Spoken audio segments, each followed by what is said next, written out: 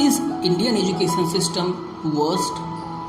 इस क्वेश्चन का आंसर मैं वीडियो के बीच में कहीं दूंगा, पर इस वीडियो में हम पूरा जानेंगे कि अगर है तो कैसे, नहीं तो क्यों नहीं। I go to school to learn. Learning gives creativity. Creativity leads to thinking. Thinking provides knowledge. Knowledge makes me great. क्या आपको पता है कि कृष्ण और सुदामा की दोस्ती कहाँ हुई थी? वो कहाँ मिले थे और इतनी गहरी दोस्ती कैसे हो गई? जबकि कृष्ण एक राज परिवार से आते थे एक तरीके से, और सुदामा एक गरीब ब्राह्मण परिवार से थे जो भिक्षा ग्रहण करके अपना जीवन यापन करता था। इसके बारे में मैं बताऊंगा, लेकिन उससे पहले एक नज़र डालते हैं आज के अपने इस शिक्षा व्यवस्था पे। तो आज की हमारी जो शिक्षा व्यवस्था है उसमें अमीरी और गरीबी का गैप बढ़ता जा रहा है, और वो इसलिए क्योंकि आज के स्कूलों की जो फीस है इतनी ज़्यादा होती है जिसे हर कोई अफोर्ड कर ही नहीं सकता।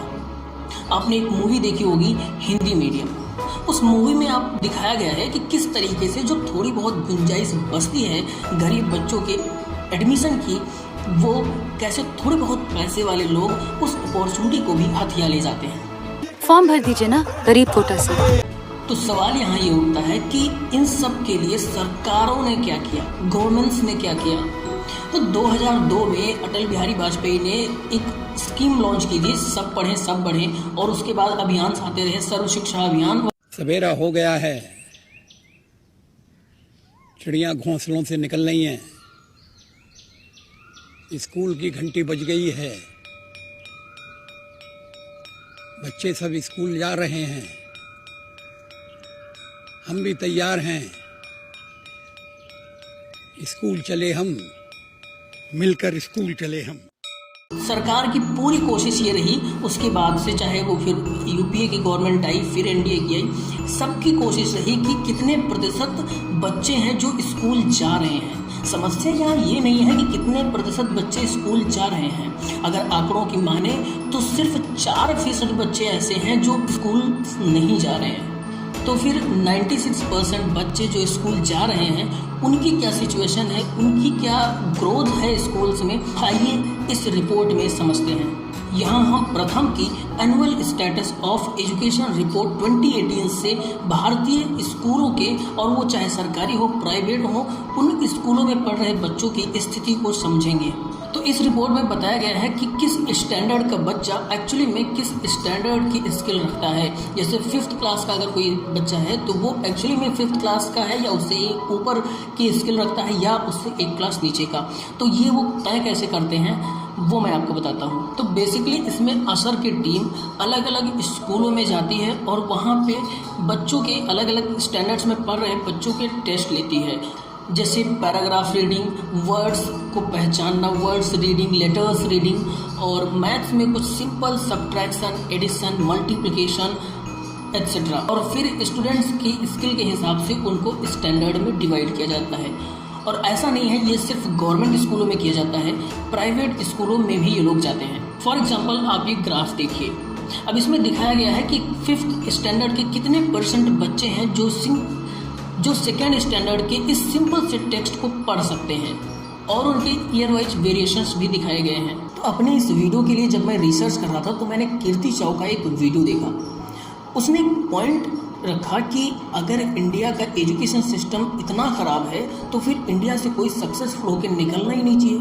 जैसे आरबीआई के गवर्नर्स, आईआईटी, आईआईएम में पढ़ने वाले स्टूडेंट्स, या फिर आईएएस, ये सब निकलने ही नहीं चाहिए।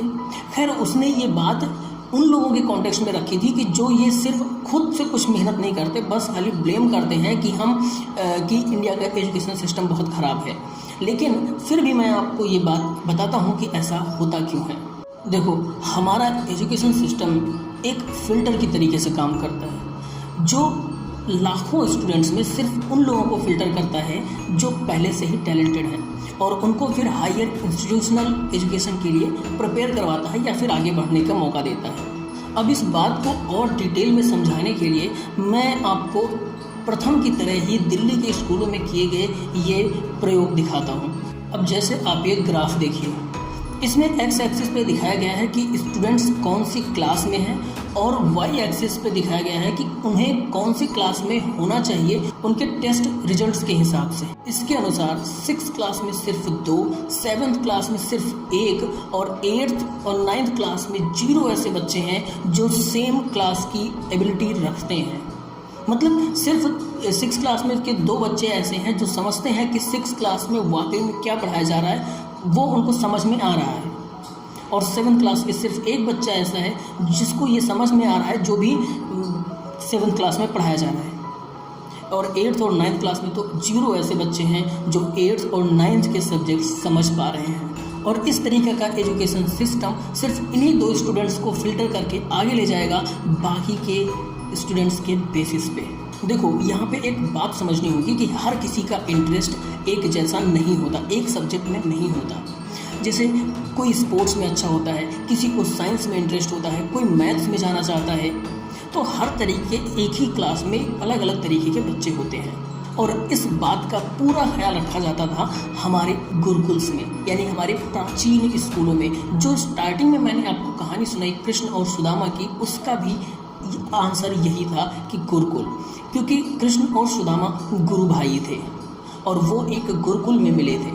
अब गुरुकुल में ये चीज़ होती थी कि वहाँ पे जो शिष्य या जो छात्र पढ़ते थे वो एक दूसरे को नहीं जानते कि कौन राज परिवार से है और कौन गरीब है।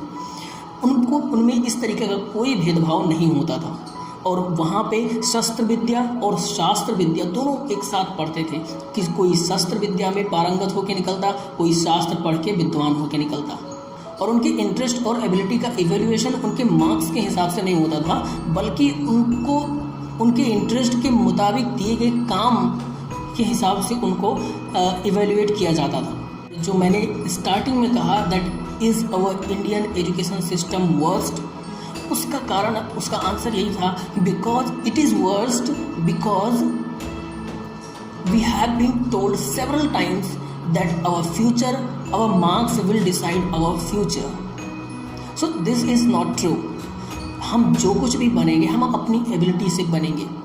हम मार्क्स रट के मार्क्स ला करके हम सिर्फ वो जो फिल्टर है उसमें फिल्टर होते रहेंगे, आगे बढ़ते जाएंगे।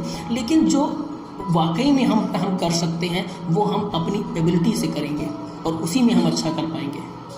मैं उम्मीद करता हूँ कि आपको ये वीडियो पसंद आया होगा।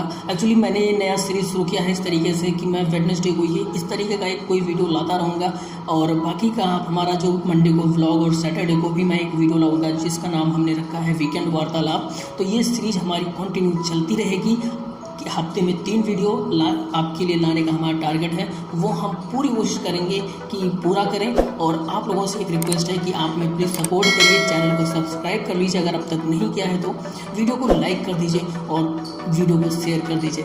मिलते हैं आपसे नेक्स्ट वीडियो में, तब तक खुश रहिए, मस्त रहिए, तंदुरुस्त रहिए।